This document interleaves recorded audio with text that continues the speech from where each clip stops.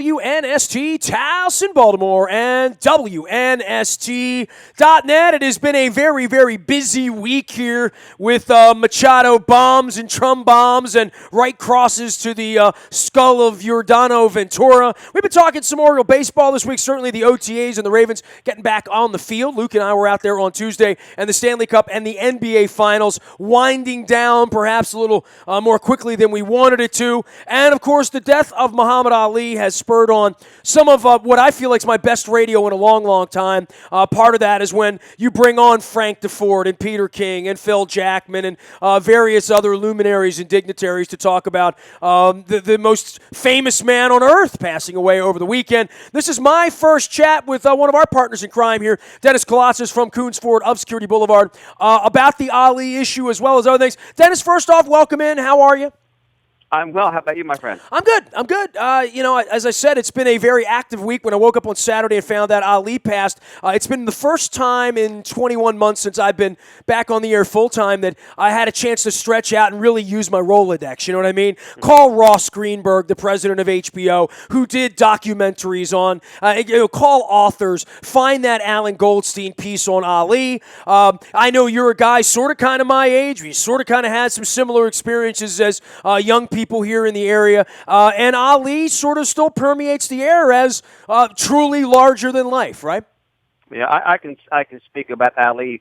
We came to the States from Greece back in 1973, and back then, you remember, Nestor, there was only 3 or 4 channels on TV, little black and white TV sets, and we would gather around, and those boxing matches back then, they were huge events. There was nothing else to watch, whether it was Ali Frazier, Ali Foreman, Ali Norton. And Ali, to me, was my favorite athlete of all time. I love the guy. I had the privilege of watching most of us fights live.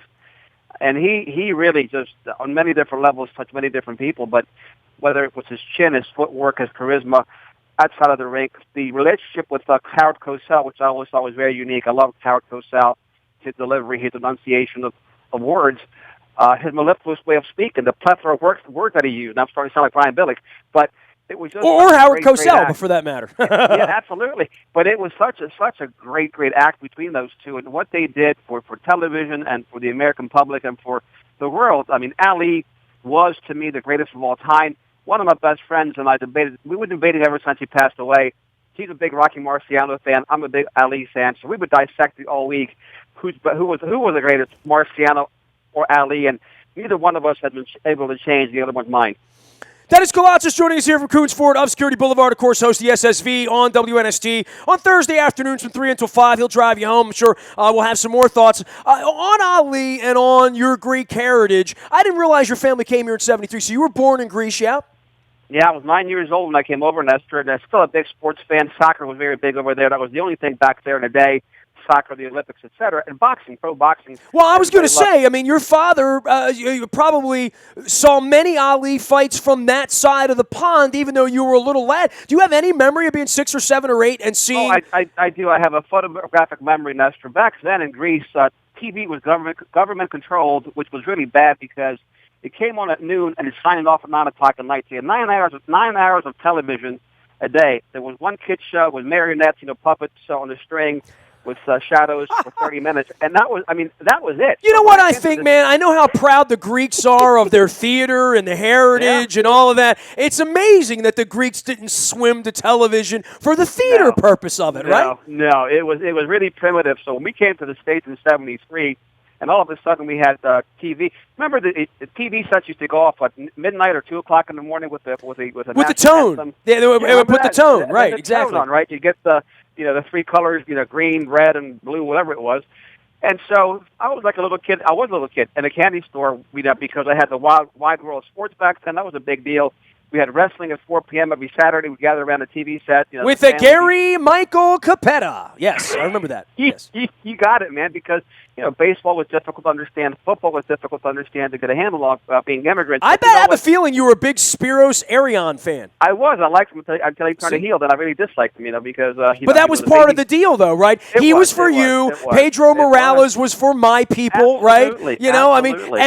But I tried to explain that to my wife on the Ali Frazier side. side to say, it was about black and white, but it was way more Vince McMahon to sell tickets because that's how tickets were sold then. No one is really mad at Baron von Raschke, whose real name is probably Dick, and he lives in Minnesota, and he's on my Facebook page. He's not a real Nazi. He just played one in the ring so people would buy tickets, right?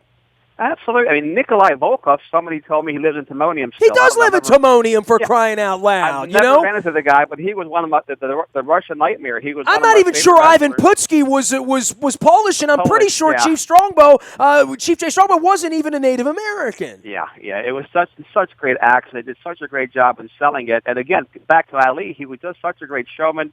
The pre-fight hype, the mouth, the rhymes, the poems, all the things he did to create interest in the event. It was phenomenal. The Thriller in Manila, the Zaire, with Foreman. And Foreman, he's grown as a man throughout the years, and to call Ali his best friend, I thought was very, very touching and very telling. But all great things with Ali from any angle you look at it, anybody you talk to, everybody's got multiple Ali stories. Do you think there'll ever come a point where Manny Machado and Giordano Ventura, after one punch, would even say that they would be best friends after Tuesday night? What a melee, what a fracas, what a mess, right?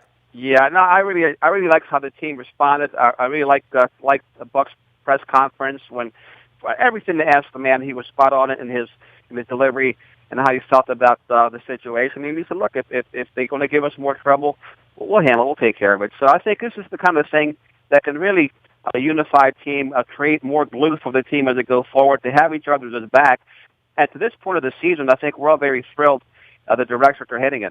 Well, are you surprised that it didn't turn into a bigger spill, given the history with these two teams? I think it speaks a little bit to the Orioles. You could take either side, right? That they should have been fist a-blazing all throughout the roster. I talked to Luke about this 20 years ago. That's how Alan Mills got involved and stuff. By the way, Messina didn't want to throw at Hasselman that day. That was Rick Sutcliffe. That was Ben McDonald, a bunch of other tough guys on the team that thought that's the way the game is played. This really speaks to the bigger issue of baseball and cowardice and, quite frankly, punishment and what should be done. I mean, I am now in my 25th year on the radio discussing this topic, Dennis. This is not the first brawl. I was at the Hasselman brawl. I was there when the Oriole players didn't even run out to help Benitez because he was such a nut job. And I think the same case may be true for Giordano Ventura. I mean, it didn't look like anybody was really out there justifying his actions, and certainly even his manager after the game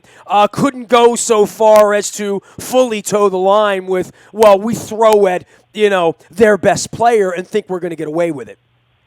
Having what my family's been through with concussions, I'm very, very sensitive, much more than your average person. What happens when you get hit in the head? Throwing a baseball at 100 miles an hour at somebody, to me, it's almost a criminal act. Look, if it gets away, it gets away. But when it's it's on purpose, it's willful, it has malicious intent. There's no place in sports for that. And to me, the commissioner and the league really needs to pay attention to these type of players that have a history, and he does have a history, this pitcher, of this type of behavior. They need to stop it because it could have been much worse. Well, and certainly, given the history of the two teams and where Buck was talking about 18 months ago and losing and all of that, and now, the Orioles are going to go play the Blue Jays this weekend. They have some history with them as well. It's just never good for the sport. I mean, I wake up on Wednesday morning and it's on the national news. It's one of the ways baseball weaves itself into the Clinton-Trump, weather report and what's going on in culture. That kind of fight, that kind of punch. And more than that, with Machado, that's not the guy you want to see out there rolling around at the bottom of the pile. No. You don't want him getting injured. You don't want him getting suspended. A lot of different things can happen. But to me, it boils down to player safety. And I don't want that ball hitting Manny or any other players in the head. It's an element of the sport that I can, frankly, as a fan, I can do without, Esther. Dennis Koulatsos joining us here. All things SSV on WNST on Thursdays from 3 until 5, driving you home. All right, back to Ali. Last thing on Ali for you, Dennis. First off, I think I've done the best week of radio here in a long time, and I feel like I've been doing pretty good work by the by. But when you lose Muhammad Ali and the Rolodex after 25 years to get the likes of Frank DeFord on here, just all across, all channels, all races, all creeds, all ages, all continents in your case, where you saw Ali fights on the other side of the pond as a kid in Greece.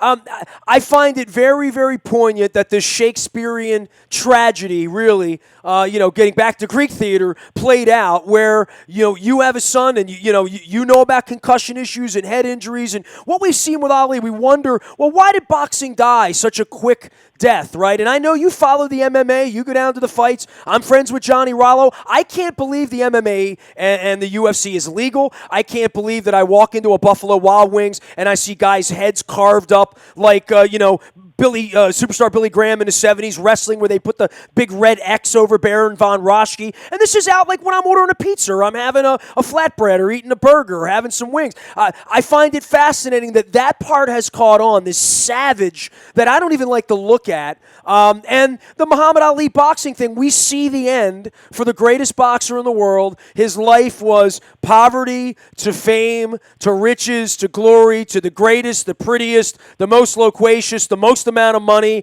to becoming literally, and I know it's not a nice term, a vegetable the last 25 years, right? And to die this weekend, he is the poster child for why you probably don't want Christos or I don't want Barry to box, right? Yeah, I would agree with you for sure, Nestor. And to watch, I just have this image, we all do, of Ali lighting the torch in the Olympics and his hands just trembling and having that blank stare in his eye and just being a shadow of the man that he used to be. But boxing is still a very big deal. Boxing still outdraws, UFC and WW, all the other factions of it, a lot, maybe 10, 20, 30 to 1. If you get a big boxing match like Canelo Alvarez against Amir Khan or Triple G against Canelo Alvarez, or even Mayweather, it's much more money. It has more of a global audience than the UFC does. People don't realize how many people there are in the South Pacific, right?